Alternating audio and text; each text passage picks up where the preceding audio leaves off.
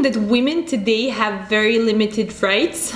Well, you are right, but wait to see what was happening in the antique Greece, in the Middle Ages and in the Renaissance.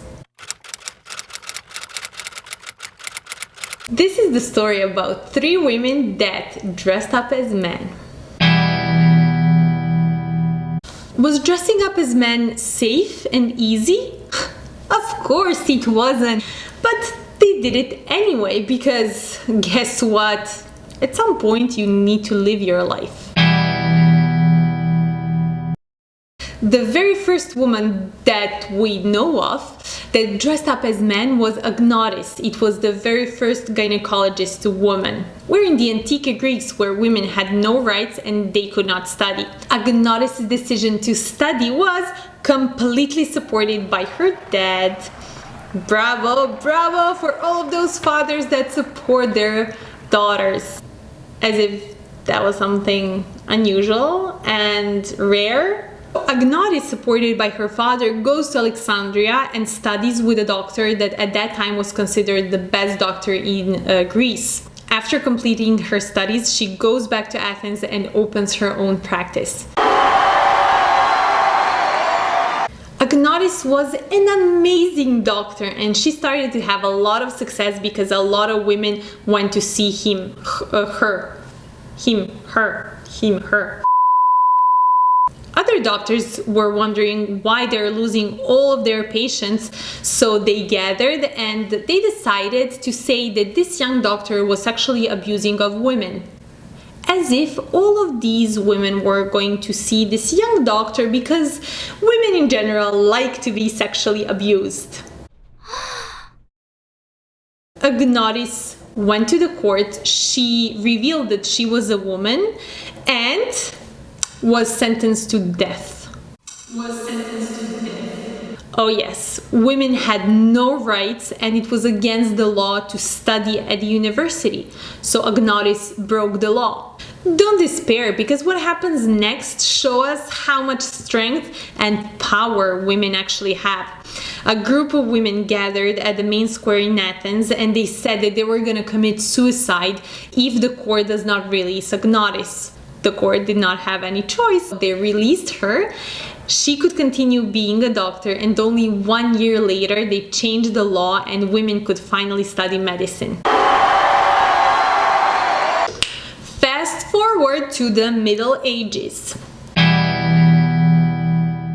Portuguese king had a daughter and he wanted her to get married to a Sicilian king. Wilgefortz became a Christian and she did not want to get married to an unknown man. Completely understandable. Since she was Christian and a huge believer, she prayed to God to save her.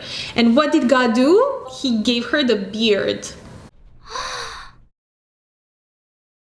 Then her dad wanted her to give up on her faith because he believed that if she gives up on her faith, her beard would disappear. She refused to do so. The beard stayed and her dad sentenced her to death. Do you notice how women are brutally punished if they want to do what they want to do? And it's not like go to the corner or stay closed in your room for a couple of days. No. It's straight away death sentence. Since she put him in so much trouble because of her faith, well, we have a situation of a crucifixion. She was crucified.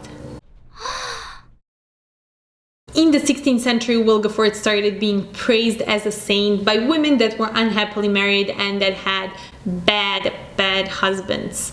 However, this image of Wilgefortz with a beard on a cross started being kind of disturbing for the church, so they decided to omit her name from the evangelic calendar, which over time made her disappear completely. We're coming to Catalina Erauso in the Renaissance. She lived in a convent for as long as she could remember. So at the age of 15, she decided to flee the convent because she did not want to become a nun. She makes the pants out of her dress for nuns, she cuts her hair, and she renames herself to Francisco. Since she was very afraid that she was going to be discovered, she started being quite bloodthirsty. She got in a lot of trouble, she would fight a lot, she was in a lot of duels, she had a knife all the time with her, and she did not hesitate to take it out. She decides to embark on a boat to go to South America, where she participated in a lot of battles with the Spanish people. Before going back to Spain, she opened up to a Spanish bishop, and she told him that she was actually a woman. Upon her arrival to Spain, she decided to see the king to tell him that she was a woman, and she wanted the king to recognize all of her efforts and everything that she did for the Spanish people in South America. King agreed, and he gave her a pension, which was pretty unusual for women at that time. If you don't ask, you don't get. Then she asked permission from a pope to continue wearing men's clothes. Can you imagine that you're not allowed to wear whichever clothes you'd like to wear? Hey Pope, I was thinking about cutting my hair. What do you think? Do you agree?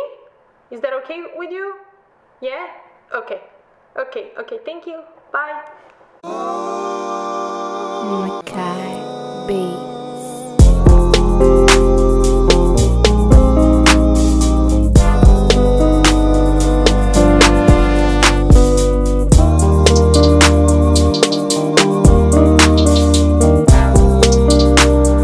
They were badasses, if you ask me. They had strong reasons, they were probably afraid, but at the same time they were extremely courageous, and they did what they thought was gonna make them happy.